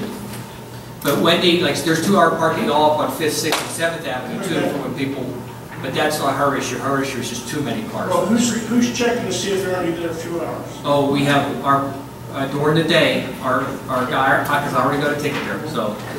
That Monza is probably still sitting in front of Highway Patterson's been there for about 3 months. No, I don't think it is. No, the permit signs in front of the building in front of Because we're not enforcing it, right? Well, there's a problem with that. We can tag that vehicle has a couple tickets on it. We can't tow it because it's not abandoned. It's not abandoned. Now, then this month, it will be an abandoned vehicle. How long does it have to sit there? It can sit there forever, as long as Well- you have good plates, good inspection, and it's drivable. No That's on a tires. public street, you can sit there. What's at the end of the month? It's, Plates expired, Oh, the inspection plates expired. expired. yeah. There's no 2 hours there. Yes. No, it's getting tickets, I know that, because. I know somebody tickets said on about it. Let's a tell vehicle them. sitting there. That's what we're just talking about. It's, Well, my van sits there, and I don't use it all the time, it's just when I need it. but you'll have a permit for that because you're a resident. And then I you'll didn't think be, it mattered what they were saying about a vehicle just sitting there. no, it doesn't. On a public street, if it's a legal vehicle, you can park on anyone's, you can park it in front of anyone's house, and as long as you're not blocking their driveway on any street. It doesn't have to even be on your street. There's still people parking in front of my house. Okay, well, During the we, day, it doesn't necessarily bother me because I'm not there. yeah. But like on weekends, I go shopping, I come in with a couple boxes of stuff, and I can't park in front of my house. I have to park in the lot next to me. It's illegal to park, and they'll tell me. And their signs just showed up, and I didn't even know they were coming. Like the permit signs in front of the building next to me. Who has those permits? I mean, where did they come from? They're actually going to be borough permits. They're going to be people that are, need permits for park, from workers, On Lydia Street. well, they're the ones that are, they'll use that for people that work in town.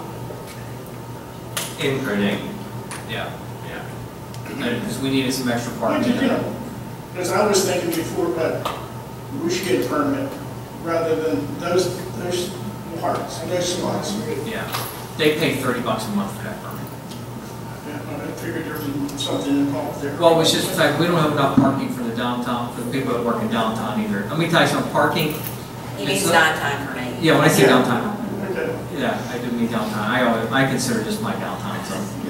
But what I will say is that we've been working on this parking, and we've gotten better on a lot of things, but there's still so many issues that need to be solved, and we're trying to solve them one at a time. And some of them are not that easily solvable, because you just can't, people have a legal right to park on the street. You have to create an There's a ordinance. company, and they have 200 people, and they're on the main street. No, Parking, that's not a retail establishment, no, that would be, Employee parking, they have to have spaces for right. employees. They have to, so it's not that, we're talking about. So there's space overflow on to Sandusky and Lydia and Academy. Now I see them parking up on Academy. Yeah, that's what I heard. I heard once we marked that street, they moved up to Academy. I did hear that. And that's how it'll work. They'll move all the way up. They'll be parking in your parking lot pretty soon on Forsyth, trust me. Yeah. And when it comes to parking, but I don't know, other than, you get a permit and your spot should be safe during the day. On the weekends, there's no way to guarantee a spot on the weekends. Just quick question. I noticed, say that I buy a permit to park in front of my house. It doesn't allow you to park in front of your house, it just allows you to park on the street. Okay, that's what I was gonna say, there's Right. people who have a permit, they can park in front of my house if they have a permit. Just like if it's a handicap spot, anybody who has a handicap placard can park in a handicap spot. And that's a whole nother parking issue. If you want to have time, we have way too many handicap spots in this town, and we don't keep good track of the ones that aren't being used anymore. I mean, that's a whole other issue. So I think that's so. I don't. We're disrespectful to somebody who might, actually be handicapped and need that. And somebody else will park there because. I have no comment other than the fact we have so many parking issues. And the good news is that so many people from downtown Carnegie are here, because they always thought it was just their issue. They didn't realize it was all over the borough. So now you guys know it's all over the borough. Well, when I started hearing everybody talking about parking, I figured the same thing. Yeah.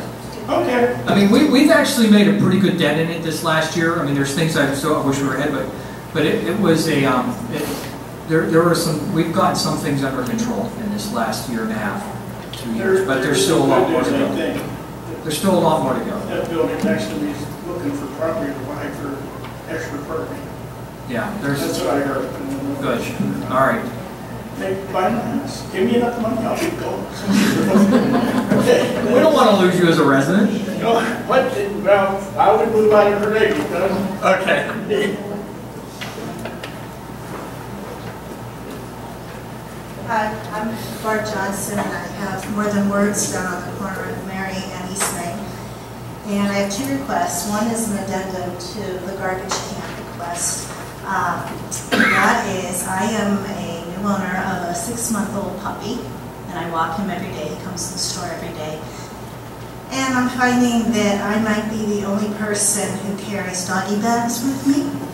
So we don't have little treats for everybody along the sidewalk.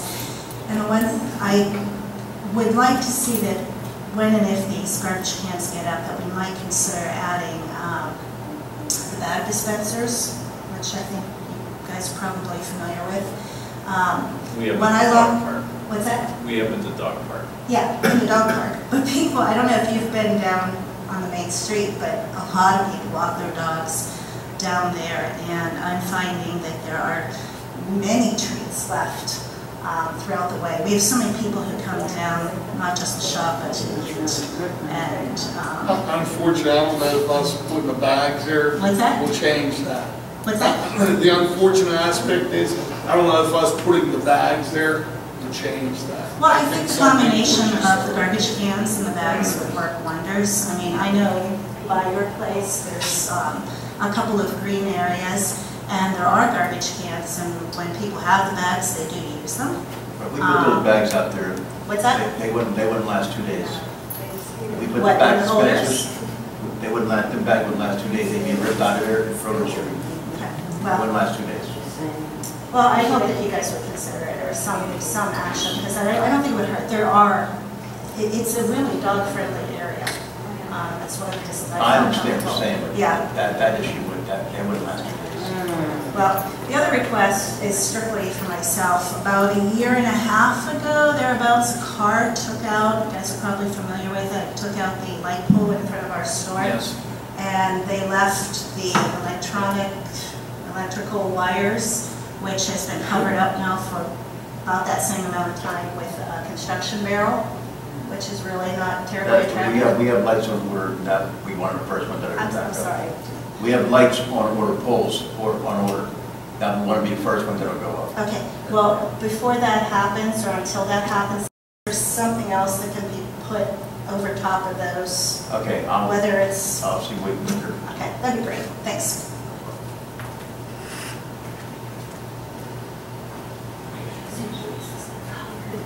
Hi everybody, Joanne with the Carnegie Community Development. I'm going to talk about a few events that are going to create more parking problems. The crawl, our final crawl of the year is this Friday, October 13th. So we're wrapping up the crawl season, but in November we're going to have something similar to a crawl. It's going to be a holiday kickoff, and it's going to be on Saturday, November 11th, instead of a Friday. So mark your calendars. November 11th, it's going to be, we're trying to get an international festival flavor going, and it's going to start at 11 a.m. That's another event, and to back up, the businesses are having a holiday open house weekend, November 3rd, 4th, and 5th, right? So even though winter's coming, lots going on in November, and we'll park somewhere.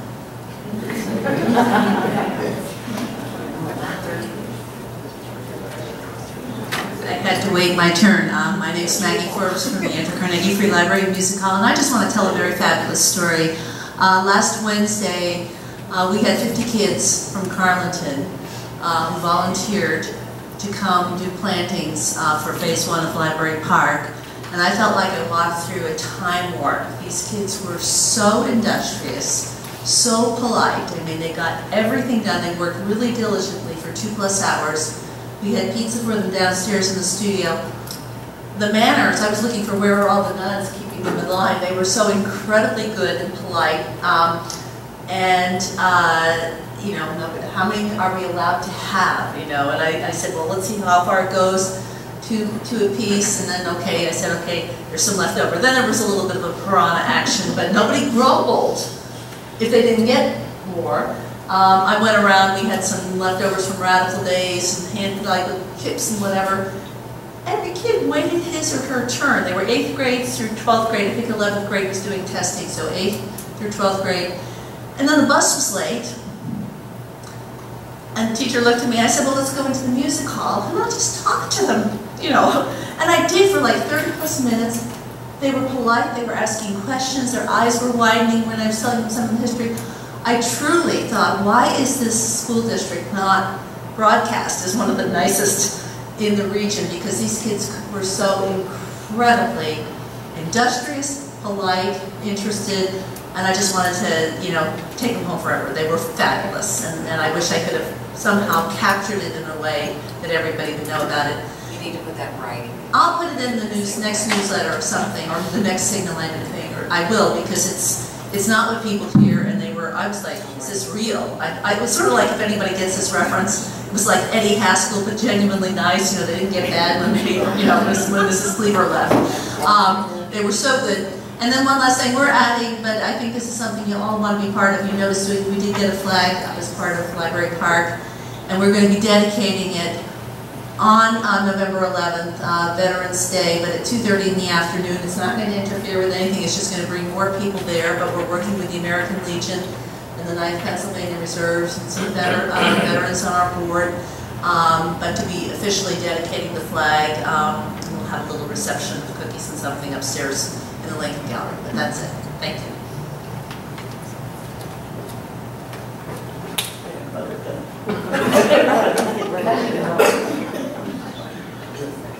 I know you said Chestnut is state road. It is a state road, yes. Where Get-Go is, it used to have a left-hand turn. Yeah, I know. Down Chestnut. What happened to it? Anybody know? I don't know. I know that I was, when Get-Go first went here, you're going to talk about the only person who hasn't been 100% supporter of Get-Go on all the things that they've done. Me either. So that's a whole other issue. It's a problem down there. Yeah, but the I thought that our traffic study didn't do it justice. I thought that there were going to be some traffic issues here. Honestly, the traffic issues aren't as bad as I thought they were going to be. They're better than they thought they were going to be, but I still think that left turn arrow, I mentioned that somewhere down the line there should have been some negotiation to take some of the property so that there was some room for a left turn or something. But the light used to come out. Yeah, or a light turn later, but I don't know what happened with it, because that's what happened with the traffic study once when the Get-Go did their traffic study. We do have another problem coming off of the Parkway on the left lane. Guys are shooting straight across and cutting off the right lane. They do that frequently. Not only that, they go past, then they go up the alley to beat the light on the cab. And I swear to God, I'm going to put my truck across that alley and see what they have to do. See what they have to do. Turn around and get out of here. Yeah. So that was just, I just remember when that happened.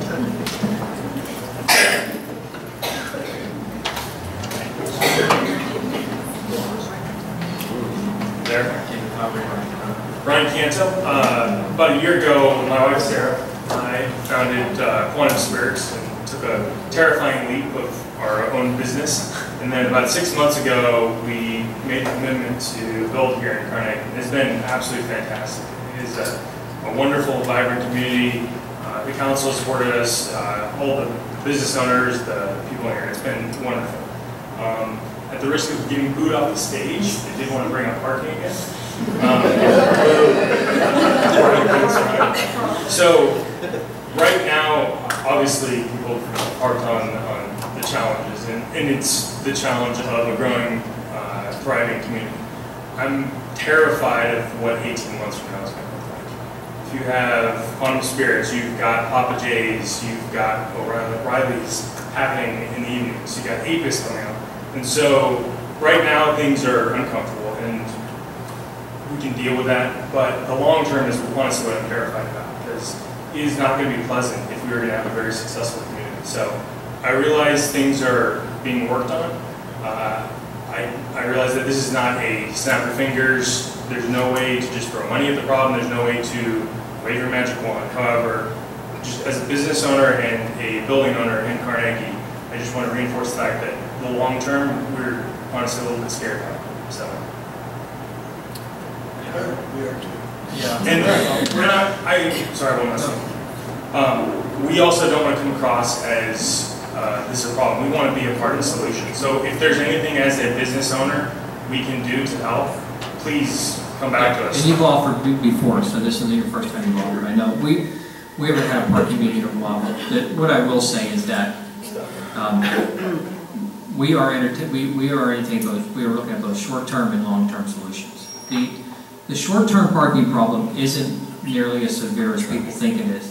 The biggest problem is a communication problem. We've got to get people to our auxiliary lots. I've been working on this problem for a year and a half. We had a parking meeting last year. It's taken too long to implement a lot of the things that we had in that parking meeting, but we've finally started to implement them. But like this last weekend, to give you a perfect example, we had the big event at the library, and there were no signs out pointing to people to auxiliary lots, and we needed the auxiliary lots this week because I noticed a lot of people were, and I, just so you know, this is a very sincere problem to me, is every weekend, and I don't do a lot of traveling, not like some of my other cohorts here, but every weekend, I drive through there at different intervals to see the parking situation. I can actually predict when we're going to have a parking problem, when we're not going to have a parking problem, by just knowing who's having what events. So there's a number of things that we've asked for the short term to help with. It's identifying all of our lots and getting people to those other lots, which we need to do. And we need people that are having events to try to utilize other lots for their events when they can. Our signage on our end wasn't even out last weekend, which I was very disappointed because, well, the lot in front of Family Dollar was completely packed and people were double parked and parked illegally in there.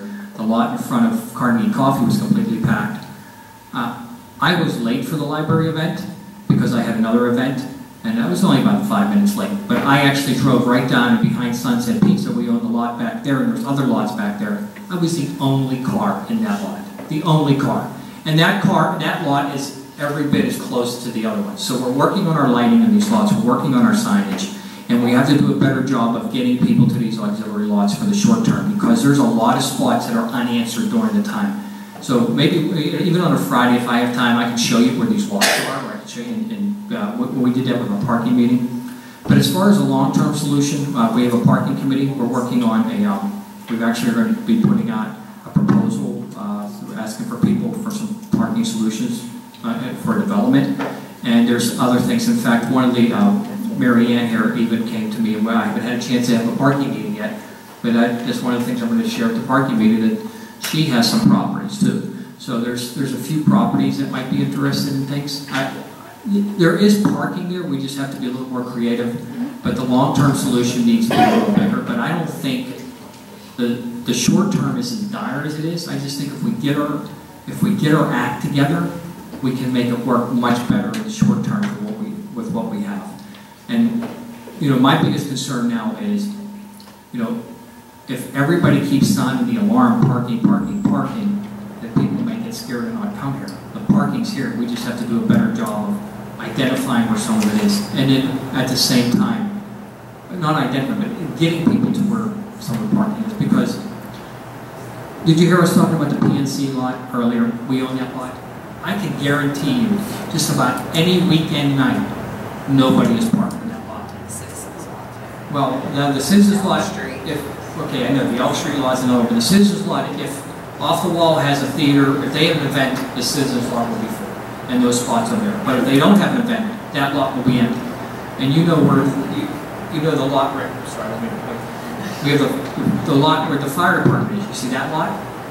That's, on any weekend night, that's completely empty. So there's probably a couple hundred spots that are still open that people don't utilize. You know where Sunset Pizza is, right? The lot behind Sunset Pizza we own. And then there's another lot right next to it that is never utilized either. So there's 2 lots right there that are completely empty. And look how close that is to the center of town. And that's definitely within walking distance from your facility. So the key is we have to do a better job in the short term of getting people to what I call our auxiliary lots, because everybody just wants to park in the 2 main lots in front of Family Dollar or in front of the Carnegie Coffee Company. You know, the lot across from the Indian restaurant, the New Delhi, that's our lot also. We own that lot. So that does fill up, but not completely full. There's a lot. There's usually spaces in there too. So we have some issues. Don, on your end, the issues are a little tighter. We're working on some of the solutions, you know, for Don that end, but they're a little tighter. And this gentleman here, when he said about the permit, that's one of the reasons why we added some permit spots on Lydia, is to help the businesses done on that end. And that doesn't, I know it doesn't make you feel good, but we're trying to find solutions for everybody. Jack, I just wanted to say on our website, visitcarnegie.com, and you're on that. If you go under Getting Around, it actually lists all the parking lots in Carnegie on there. So if we got to get that out too, because they're I think we need, that works, but I've been thinking about that. I said somehow it has to be more accessible. What if we could find out, somehow get an app or something that, or even attach something to our, what's the name of the app for meter feeder, where, to identify where auxiliary parking is. I don't know, or you know, maybe we pay an attendant and just get people to the lots some evenings. But well, the signage, we did put up some signs. They haven't been super effective, but I wish the signs would have said public parking. That's one thing I really wish, because I think there is a little bit of confusion. People just think it's event parking and they don't always follow the signs. I've heard that from a couple people, but well, we're going to get through this. It's not to the point where it's detrimental. I just think we need to find the short-term solutions, and then the hardest thing is going to be, I mean, I think we just need to highlight and handle our short-term solutions, and then work on the long-term solution, which I think the long-term solution will be possible. But long-term, when you say long-term, we're probably talking 10 years. Things don't happen overnight. I mean, it could be 10 years for a long-term solution, even a development. Something as simple as a streetscape can take as long as 10 years when you're dealing with governmental entities.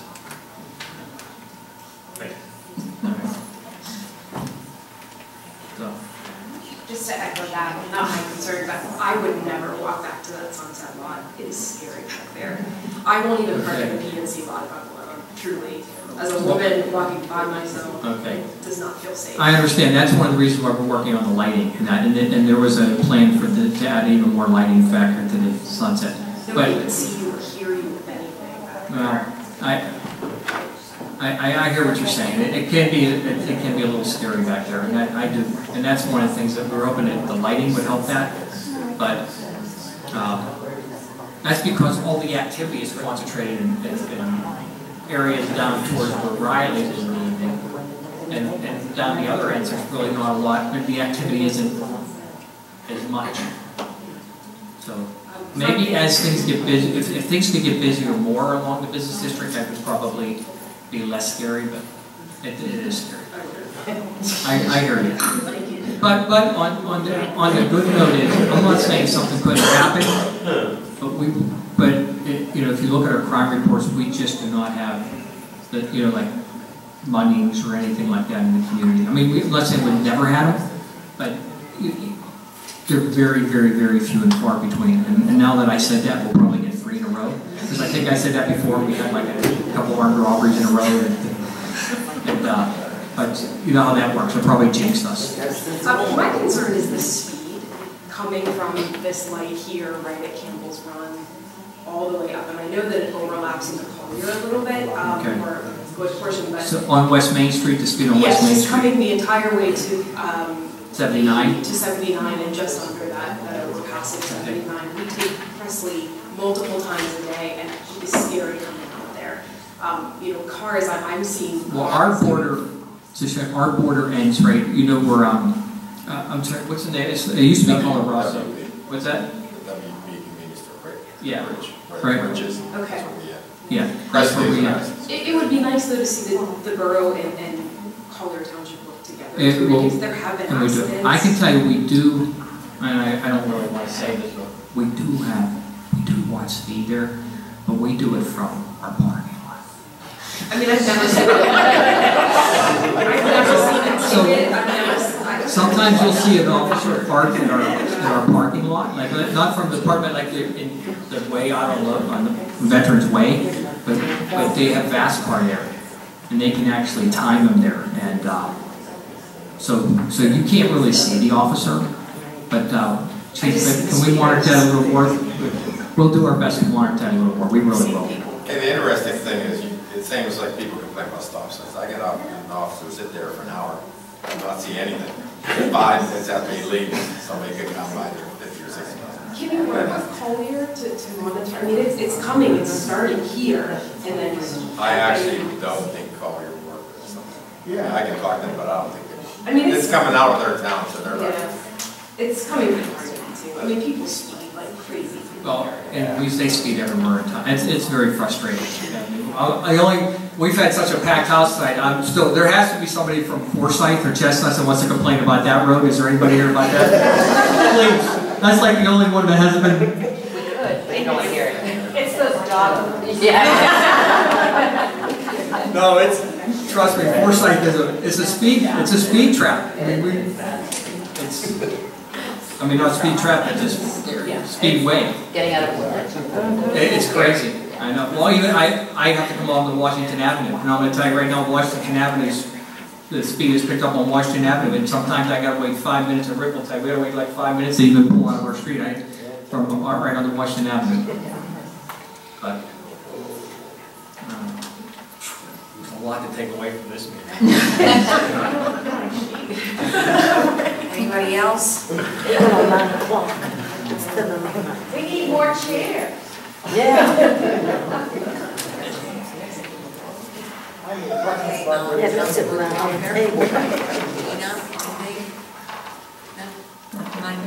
do want to remind all the women and men out there that it's Breast Cancer Awareness Month. Please be sure to go and get yourself checked and tested. It's very important, very easily, not easily, but it is something that can be contained and taken care of in a lot better manner than they did even 5 years ago. So be sure you go out and get tested this month. Thanks. That's all. Nothing this evening, Madam President. I just have one thing, and Jack, I'm probably going to need your help with this, but there's a special guy that grew up in the borough. He's a couple of years older than me. His name's Pete Matwichek, and he's going to be honored on Friday evening at the Poorhouse for some recent acts that he has accomplished here in the borough. Namely, maybe you have a better handle on the number than I do, but he captured over 50 groundhogs and got them out of the town. He captured various other critters and got them out of the town. And oh, by the way, he managed to do this while not using anybody's parking spots because he doesn't drive. There's a friend that happens to live in the neighborhood over near where the mayor lives that has befriended Pete and kind of helps him with some of the hauling and what have you, but Pete makes the effort all by himself. And that's the recent history. I've known Pete since I was 5 or 6 years old, and I can't think of a single occasion where he's ever done anything but something good, if you will. And I'm talking about shoveling snow for older folks in the neighborhood, or raking leaves, or a variety of different things. But he's just been a good guy forever. Anyhow, this gentleman from the mayor's neighborhood, Tom, has taken upon himself to create this plaque, and the mayor has endorsed the process. We'll get him a little certificate, and it'll be nice. He's a nice guy. He works at Johnny. He was a great guy. And on top of that, Friday, the day of the crawl, happens to be Pete's birthday. Yes. So if you happen to be near the poorhouse around 6 p.m. and you'd like to sing happy birthday to somebody that might really appreciate it, that'd be a good place to be and a good place to do it. I will be there. I sing loud. You won't have to worry about anybody focusing on you. They can focus on my voice. And I'm hoping that any council folks that happen to be around 6 p.m. on Friday would make their way over to the poorhouse as well. That's all I have this evening. Thank you. I just have one thing. The mayor talking about the blighted property. Councilperson Riley was with me at the last COG meeting, and former Representative Kodak is actually spearheading their forming committee, and they're going to have regional meetings to help combat the problem.